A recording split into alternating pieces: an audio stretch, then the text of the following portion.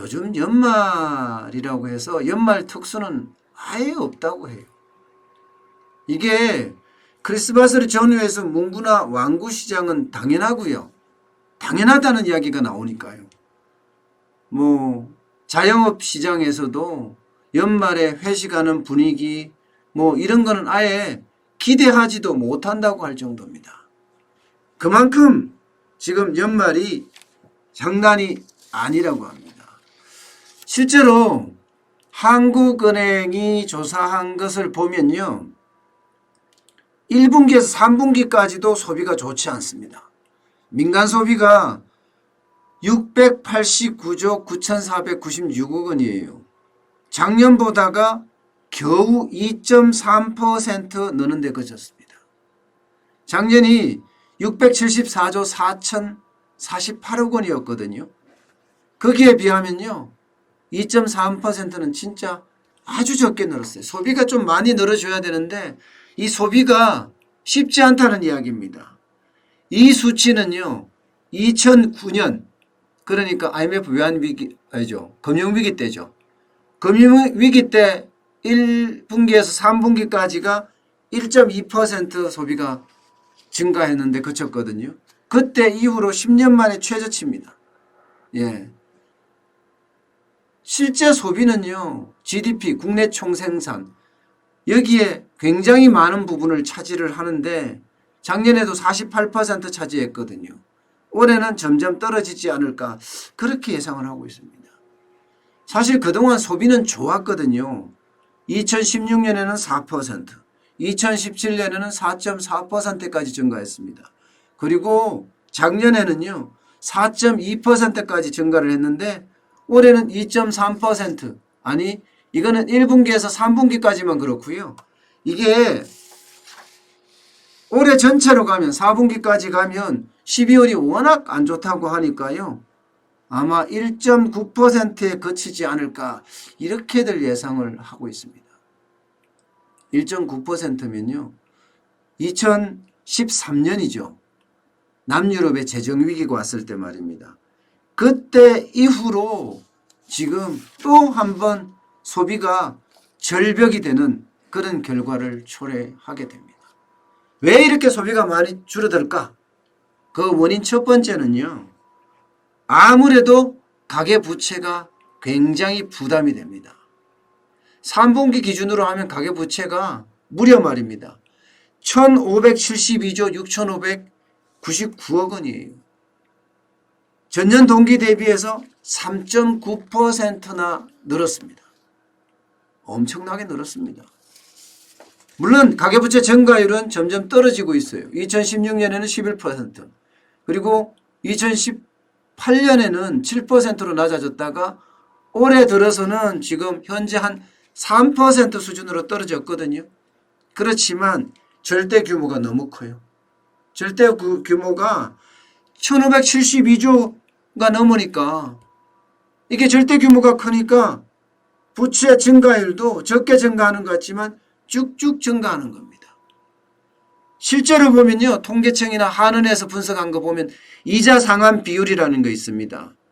예, 내가 버는 거에 대비해서 실제 이자를 내는 비용 말입니다. 이게 1999년이 언제입니까?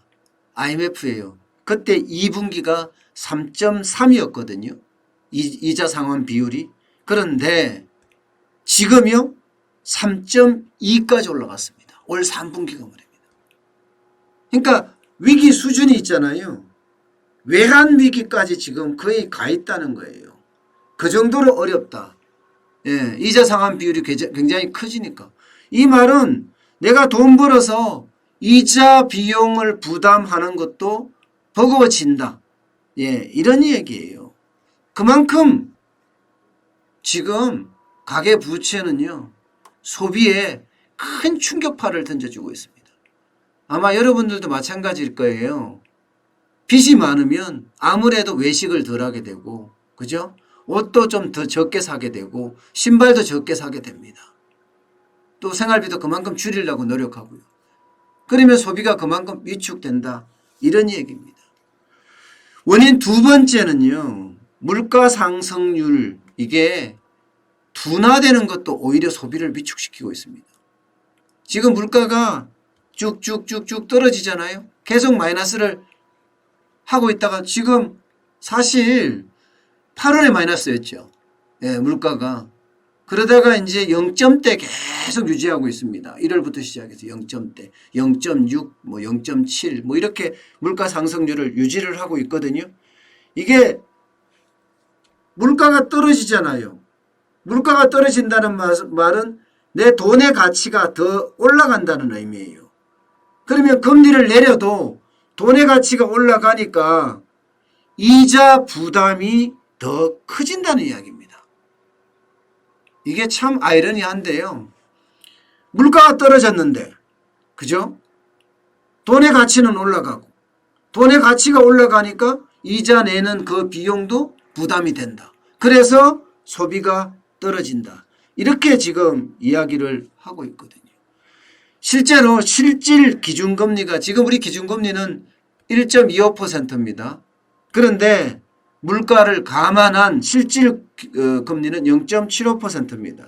이게 OECD 경제협력개발기구 가운데 최상위권입니다. 예. 물가가 떨어지는데 오히려 소비를 줄인다. 참 아이러니하죠. 그리고 그런 것도 있습니다. 물가가 떨어지면요. 물가가 더 떨어지기를 기다리면서 소비를 유보하는 경향도 굉장히 큽니다. 그러니까 지금 안 사고 더 떨어지겠지 이렇게 생각하고 나중에 사는 거예요. 예. 그만큼 물가는요. 떨어지면 떨어질수록 악순환의 고리를 가져올 수밖에 없습니다. 지금 대한민국은 물가가 떨어지면서 성장도 떨어지는 여기에다 저금리까지 뭐 디플레이션 조짐이 아니 이미 디플레이션 초기에 들어가 있다고 이야기할 정도로 어렵죠. 예. 그래서 물가가 떨어지는데도 불구하고 소비는 위축이 된다. 그 이유는 현금 가치가 올라가기 때문에 이자 비용에 대한 부담이 더 늘어난다는 게 하나 있고요. 또 하나는 물가가 떨어지기 때문에 더 떨어지기를 기다리면서 소비를 유보하는 경향도 있다. 이렇게 이야기할 수 있을 것 같습니다. 그리고 세 번째는 저출산 고령화. 이게 저출산 고령화가 되면서요. 생산 연령 인구가 15세에서 64세거든요. 여기가 줄어들고 있습니다. 많이 줄어들고 있어요. 지난해 통계청이 발표한 걸 보면요. 3,764만 5천 명이에요. 그때부터 점점 줄어들어 감소세가 되고요. 2020년에서 2024년이 되면 무려 말입니다. 생산 인구가 130만 8천 명이 줄어든다고 합니다. 완전히 증가하는 거죠. 130만 8천 명이요. 이 정도면요. 대전광역시 인구가 11월 기준으로 보면 147만 6,955명이거든요. 그러면 대전광역시 인구가 사라지는 거예요. 그럼 어떻게 되겠습니까? 당연히 소비는 그만큼 줄어들 수밖에 없습니다. 어떻게 생각하면 연말 소비 절벽 이것은 당연한지도 모릅니다. 그리고 네 번째가 있습니다. 네 번째는 경기 위축입니다. 지금 현장 경기가 완전히 꼬그라들고 있잖아요. 자영업자도 그렇고요. 그죠? 그 다음에 중소기업도 그렇고 중견기업도 그렇고 대기업도 그렇고 대기업은 뭐 영업이익이 쭉쭉 빠질 정도니까요. 그러니까 현장 경기가 꼬그라지니까 사람들은요. 지갑을 안 열어. 연말에는 그래도 지갑을 열 법한데 지갑을 꽉 닫아놨어요. 예, 심지어 자물통으로 채워서 금고 속에 지금 집어넣어 놓고 있습니다.